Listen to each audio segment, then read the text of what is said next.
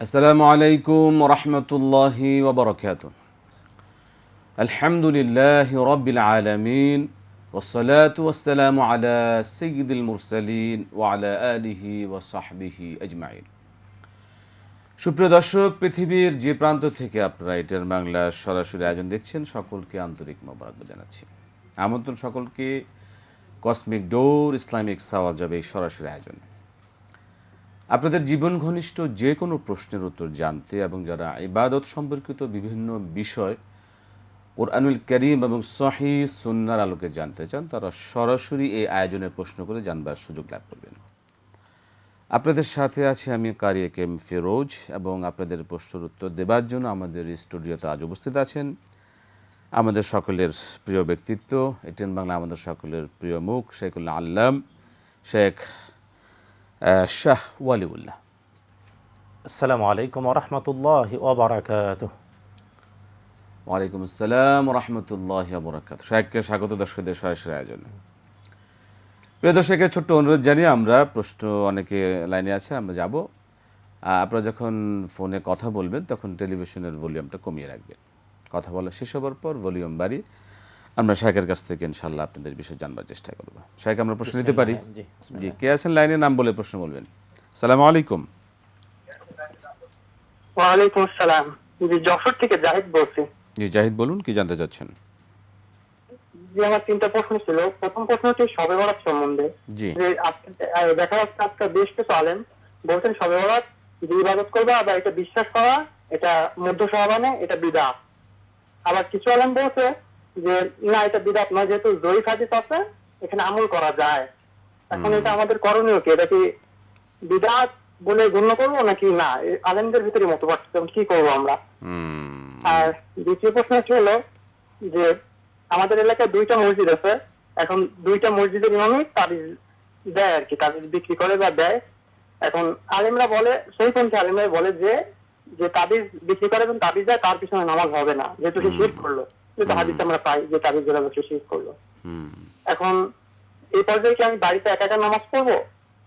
আচ্ছা। সে বললেও তারা শোনে না, বলে না, এটা একটা হাদিসে আছে। আব্দুল্লাহ ইবনে উমর তার ছেলেকে গলায় লটকে দিত এই কোরআনের আয়াত দিয়ে। একটা জয়ীফ হাদিস তারা বলবে যে এটা করা যায়, তারা শুনছে না। তবে এর পিছনে আমি নামাজ পড়বো কিনা, আমার নামাজ হবে কিনা, আমি বাড়িতে একা একা পড়বো। জি, তৃতীয় প্রশ্ন। জি জি, আরেকটি প্রশ্ন হলো যে নামাজে এই হাফাতা বা কোনোর উপরে এই হাফাতা পরে এই টি শার্ট পরে নামাজ হবে কিনা? জি, ধন্যবাদ, আমরা জানবো। আসসালামু আলাইকুম। আসসালামু আলাইকুম। ওয়ালাইকুম আসসালাম। কে বলছেন, কি জানতে চাচ্ছেন বলুন? আমি সাভার থেকে মারা গেছিলাম ভাইয়া। জি বলুন, কি জানতে চাচ্ছেন? আমার কয়েকটা প্রশ্ন ছিল ভাইয়া। বলুন। প্রথম প্রশ্ন, যে সহবাদের সময় আমাদের কয়টা রোজা রাখা উচিত এবং কয়টা রেখে রাখাটা উচিত, উত্তম বেশি। আর দ্বিতীয় প্রশ্নটা হচ্ছে যে সহবাদ এই রোজার সময় যে আমরা তারাবির নামাজটা পড়ি, এই তারাবির নামাজে আমি যদি কিছু রাকাত, হয়তো 10 রাকাত হয়তো আমি আগরাতে পড়ে রাখলাম, আর পরের শেষ হতে যদি আবার 10 রাকাত তাতে কি হবে না? আর 3 নম্বর প্রশ্ন, আমি সেটার মাঝখানে প্রত্যেক নামাজের সময় আল্লাহুম্মা সাল্লি আলা মুহাম্মাদিন আবদিকা ওয়া রাসূলিকা ওয়া সাল্লি আলা মুহাম্মাদিন আবদিকা ওয়া রাসূলিকা, এই দোয়াগুলো করে এটা কি করা উত্তম? কখন? এটা ঠিক নেই। তিনটা প্রশ্ন উত্তর দিই ভাইয়া। আপনি এটাকে দুই সিজদার মাঝখানে পড়েন? আপনি এই দোয়াটা কি পড়েন দুই সিজদার মাঝখানে? না না, এই সেজদার মধ্যে পড়ে আমি ফরজ নামাজের সময়। আচ্ছা, ফরজ নামাজের সিজদার মাঝে দোয়াগুলি করেন। আচ্ছা, জি ধন্যবাদ, আমরা জানবো আপনার বিষয়ে। আসসালামু আলাইকুম। আসসালামু আলাইকুম, কে আছেন লাইনে?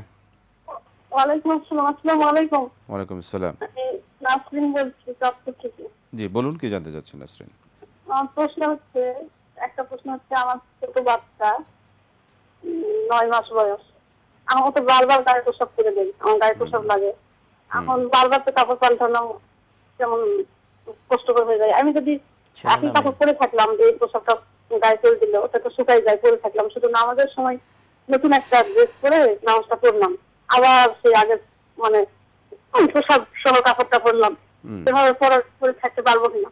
আপনার আপনার বোন নাসরিন, আপনার বাচ্চা কি ছেলে না মেয়ে? ছেলে। ছেলে, জি, ধন্যবাদ। আমরা ছেলে। আপনার বিষয় আরেকটা প্রশ্ন হচ্ছে বলুন বলুন। যে আমি দুইটা নিয়ত করেছিলাম, জি, কিন্তু দুটোই পূরণ করতে পারিনি, নিয়ত দুটো আমি পূর্ণ করতে পারিনি। এখন একসঙ্গে যদি 20 জন মিসকিনকে খাওয়াই দেই, তাহলে আমার দুটো নিয়তের কাফারা আদায় হয়ে যাবে কিনা। আচ্ছা আচ্ছা। এই দুটো প্রশ্ন হলো প্রশ্ন। নিয়ত করেছিল না মান্নত এই দুটোই করেছিল? প্রশ্ন। আপনার প্রশ্নটা শাহেক জানতে চাচ্ছিলেন যে এটা কি নিয়ত ছিল না মান্যত ছিল আপনার? নিয়ত ছিল। আমি বলেছিলাম যে আমার বাচ্চা হওয়ার পর 40 দিন পরে আমার বাচ্চা একটা অসুস্থ ছিল, বলছিলাম যে আমি 15টা রোজা থাকবো, একটা না নিয়তি মান্যত আর কি। এই নিয়তটা ছিল আমার। আচ্ছা, জি, ধন্যবাদ। আমি এটা থাকতে পারিনি পরে। আচ্ছা, পারেননি, জি, আমরা জানবো আপনার বিষয়ে। ধন্যবাদ আপনাকে শেখ। জি, প্রথম প্রশ্ন জাহিদ সাহেব দিয়ে শুরু করবো আমরা। আলহামদুলিল্লাহ ওয়াসসালাতু ওয়াসসালামু আলা রাসূলিল্লাহ ওয়া বা'দ। জি, জাহিদ সাহেব যেটা বলেছেন যে শবে বরাত, কেউ বলছেন বেদাত, কেউ বলছেন যে এটা দুর্বল হাদিস রয়েছে। এখন আমরা কি, জাহিদ সাহেব বলতেছেন আমরা কোন দিকে যাব, বিভ্রান্তিতে আছেন, সেই ক্ষেত্রে কি না, আসলে ব্যাপার হলো সবকিছু সুস্পষ্ট, কোরআন এবং সুন্নায় সবকিছুই সুস্পষ্ট। প্রথম ব্যাপার হলো যে শবে বরাত শব্দটা হলো ফার্সি, কোরআন এবং সুন্নাহ আরবি ভাষায়। আরবিতে শবে বরাত কোথাও নেই, কোরআন আল কারীমেও নেই, সুন্নাহ এর মধ্যেও নেই, না বিশুদ্ধ সুন্নায়, না দুর্বল সুন্নায়, না মওযু বা ফেব্রিকেটেড। হ্যাঁ, সুন্নায় নাম রয়েছে লাইলাতুন নিসফে মিন শাবান, শাবানের 14 তারিখ দিবাগত রাত্র বা মধ্য শাবানের দিবাগত রাত্র, এটা হলো হাদিসের শব্দ। সুতরাং যারা শবে বরাত প্রতিষ্ঠা করতে চান তারা ফার্সি ভাষার শব্দকে প্রতিষ্ঠা করতে চান, আর হ্যাঁ, যারা বলেন শবে বরাত নাই তারা সত্যিই বলেন। এখন প্রশ্ন হলো যে দুই পক্ষ প্রান্তিকতায় চলে যাওয়ার কারণে বিবাদ বা ঝগড়াটা বেশি হচ্ছে। মূল ব্যাপারটা হলো কোরআন এবং সুন্নাতে যা আছে তাই যদি আমানতের সাথে আমরা বলতাম, বুঝাতাম, গ্রহণ করতাম, তাহলে কোনো সমস্যাই ছিল না। শবে বরাত শব্দটি, আবারও বলছি, শব এবং বরাত ফার্সি ভাষার দুইটি শব্দ মিলিয়ে একটি বাক্য, শবে বরাত সৌভাগ্য রজনী, আর আরবিতে সৌভাগ্য রজনী মানে লাইলাতুল কাদার।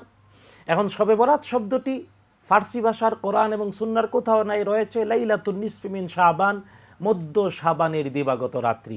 তাই আমরা যদি বলি মধ্য শাবানের দিবাগত রাত্রি, তাইলে ঠিক আছে, শবে বরাত বলা যাবে না। কারণ হলো আমাদের দেশে কয়েক শত বছর থেকে চলে এসেছে শবে বরাত বলতেই আমরা ভাগ্য রজনী বুঝাই, আর লাইলাতুল কাদারের যত ফজিলত সব শবে বরাতের মধ্যে লাগিয়ে দিই। এটা অন্যায়। বড় যদি কেবল লাইলাতুন নিসফে মিন শাবান, মধ্য শাবানের দিবাগত রাত্রি, এবং হাদিসে এই যে পরিচয়টা, এটা যদি বলি, এবং এই মধ্য শাবানের দিবাগত রাত্রিতে বেশি বেশি ইবাদত করি, হতেই পারে, কোনো অসুবিধা নেই। আর হ্যাঁ, ব্যাপারটা হলো শবে বরাত বলে প্রতিষ্ঠা করতে যাওয়া নিঃসন্দেহে বিদাত, আবার হ্যাঁ লাইলাতুন নিসফে মিন শাবান বলাটা হলো ইনসাফ, আর এটা ভাগ্য রজনী নয়, এটাই হলো সঠিক বিষয়।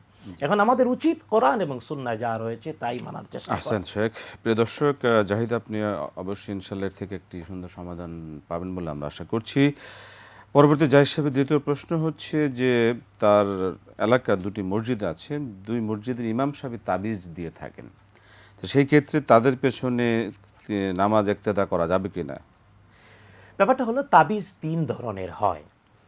এক ধরনের তাবিজ যা হয় সরাসরি কোরআন আল কারীমের আয়াত লিখে অথবা হাদিসের শিখানো যে কোনো দোয়া লিখে। এই ব্যাপারে দুইটি অভিমত। একটা আপনি নিজেই উদ্ধৃত করেছেন, আব্দুল্লাহ ইবনে ওমর রাদিয়াল্লাহু তাআলা আনহুর, উনি অভিমত যে হ্যাঁ, কোরআন এবং সুন্নাহর লিখিত সুস্পষ্ট বক্তব্য তা হতে পারে। কিন্তু আব্দুল্লাহ ইবনে মাসউদ রাদিয়াল্লাহু তাআলা সহ অধিকাংশ সাহাবীরা সবাই মিলে এমন তাবিজেরও বিপক্ষে, বরং কোরআন আল কারীমের আয়াত পরে ফু দেয়া যাবে এবং পানি অথবা তেলে অথবা গায়ে ফু দিলে কোনো অসুবিধা নেই। বাকি দুইটি থাকলো, একটি হলো দুর্বেদ্য বিষয়ে তাবিজ, অর্থাৎ এমন কিছু শব্দ লিখে যা কেউ বুঝে না, সংখ্যা লিখে 1111, 5555, এইভাবে 7-5-12 এইভাবে লিখে, এটা শিরক। এই ব্যাপারে সকল ইমাম একমত। 2 নাম্বার তাবিজ হয় কবরের মাটি অথবা হাঁসের ধর অথবা কবরের হার অথবা গাছের জড়, এগুলো শিরক।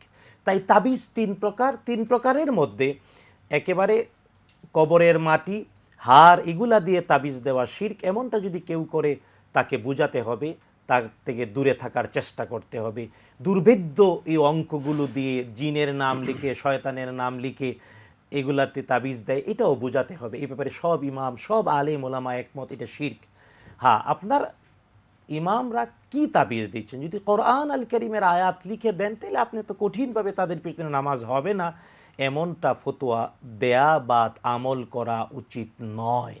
বরং তাদেরকে বোঝানো উচিত। রাসূল সাল্লাল্লাহু আলাইহি ওয়াসাল্লাম নিজে কখনো কাউকে লিখে তাবিজ দেন নাই, সাহাবায়ে কেরাম দিয়েছেন বলে আব্দুল্লাহ ইবনে উমর রাদিয়াল্লাহু তাআলার একটি বিষয়ে ছাড়া আর কোনো প্রমাণ নাই। এমনকি সাহাবায়ে কেরামের যুগ, তাবিঈনদের যুগ, তাবিঈনদের যুগেও তাবিজ আমাদের সমাজে যেভাবে দেয়া হয় এইভাবে দেয়া হয়েছে বলে কোনো প্রমাণ নেই।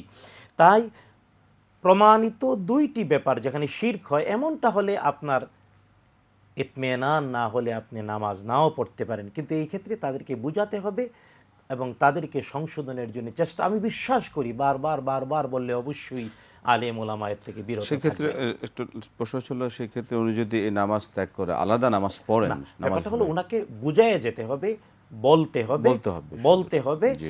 আর একেবারে আলাদা জামাত করতে হবে ব্যাপারটাটি। কারণ শিরক দুই ধরনের। একটা শিরকের পাপ তারা করছে, তারা তো মুশরিক না। এখানে কিন্তু ব্যাপারটা এটা ক্লিয়ার হওয়া উচিত যে দুর্ভেদ্য অঙ্কলিকে তাবিজ দিচ্ছে অথবা কবরের মাটি দিয়ে তাবিজ দিচ্ছে, সে শিরকি অপরাধ করছে। মুশরিক তাকে বলা মুশকিল, কারণ শিরকের পাপ তার দ্বারা হচ্ছে, সে তো নিজে আল্লাহর সাথে অংশীবাদ স্থাপন করছে না। এটা ফিকহি মাসালায় গুরুত্বপূর্ণ ব্যাপার, যে কারণে তাদের পিছনে নামাজ হবে না, ডাইরেক্ট ফতোয়া দেয়া কঠিন ব্যাপার হয়ে দাঁড়ায়। যদি না তার এতেকাদ, যদি না তার বিশ্বাস না থাকে মুশরিকি, তাহলে তাকে মুশরিক বলা যাবে না। শিরকের পাপ হতে পারে, মুশরিক নাও হতে পারে। মুশরিক হলে তার পিছনে এতেকাদ যদি থাকে তাহলে ইক্তেদা করা উচিত হবে না। তাই ব্যাপারটা খুব কঠিন এবং সূক্ষ্ম। আমরা বলবো সংশোধনের চেষ্টা করা উচিত এবং সংশোধনের চেষ্টা করলে আল্লাহ যাতে আমাদের হেদায়েত নসিব করেন। আমিন আমিন, বারাকাল্লাহ ফিক। শেখ পরবর্তীতে জাহিদ সাহেবের একটা প্রশ্ন ছিল যে নামাজে হাফ হাতা নামাজ পড়ে, হাফ হাতা শার্ট পরে অথবা টি শার্ট পরে কি নামাজ পড়া যাবে? আসলে নামাজ হবে না এই ফতোয়া দেওয়ার কোনো সুযোগ নেই। কারণ সতর ঢেকে নামাজ পড়লে পুরুষের সতর নাভি থেকে নিয়ে হাঁটু পর্যন্ত। হ্যাঁ, সৌন্দর্য গ্রহণ করাটা আল্লাহ তাআলা কোরআন আল কারীমে এই ভাষায় বলেছেন, আউযু বিল্লাহি মিনাশ শাইতানির রাজিম, ইয়া বানি আদামা খুযু যিনাতাকুম ইনদা কুল্লি মসজিদিন। ও আদমের ছেলেমেয়েরা, প্রত্যেক সেজদার সময়ে তোমরা নিজেদের সৌন্দর্য প্রকাশ করো। এখন যদি কেউ হাফ হাতা শার্টে নিজের সৌন্দর্য মনে করে, আমাদের কোনো বক্তব্য নাই। আর যদি মনে করে না হাফ হাতা শার্টে অথবা টি শার্টে সৌন্দর্য কমপ্লিট হয় না, একটা ডিগনিফাইড কোনো অনুষ্ঠানে যাওয়া যায় না, তাইলে এই ক্ষেত্রে আমি বলি এটা সুন্নাহ এবং উচিত পরিশীলিত কাপড়ই নামাজ পড়া। তবে হ্যাঁ, যদি হাফ হাতা এটা ন্যাচারালি, কারণ আরব দেশে কিছু জুব্বা পাওয়া যায় যেগুলো হাফ হাতা, আরবরা পরে। রাসূল সাল্লাল্লাহু আলাইহি ওয়াসাল্লাম এমন হাফ হাতা মানে জামা গায়ে দিয়ে নামাজ পড়েছেন বলে প্রমাণ পাওয়া যায়। তাই যদি ট্রেডিশনাল পোশাক হয়, একেবারে লম্বা পোশাক, বাট চিরায়তভাবে এটা হাফ হাতা, এটা হলো একটা বিষয়। কিন্তু আমরা তো নিচেও যায় না, আমাদের শার্টটা একটা ভিন্ন প্রকৃতি, তাই আরবের ওই পোশাকের সাথে সাদৃশ্য হয় না। যদিও এক্ষেত্রে অনেক ফুকাহারা বলেছেন টি শার্ট পরে নামাজ হবে না, এটা বলার কোনো অধিকার নাই। গেঞ্জি পরে নামাজ পড়লেও হবে না এমনটা বলার কোনো অধিকার নাই, তবে সৌন্দর্য গ্রহণ করাটা উচিত।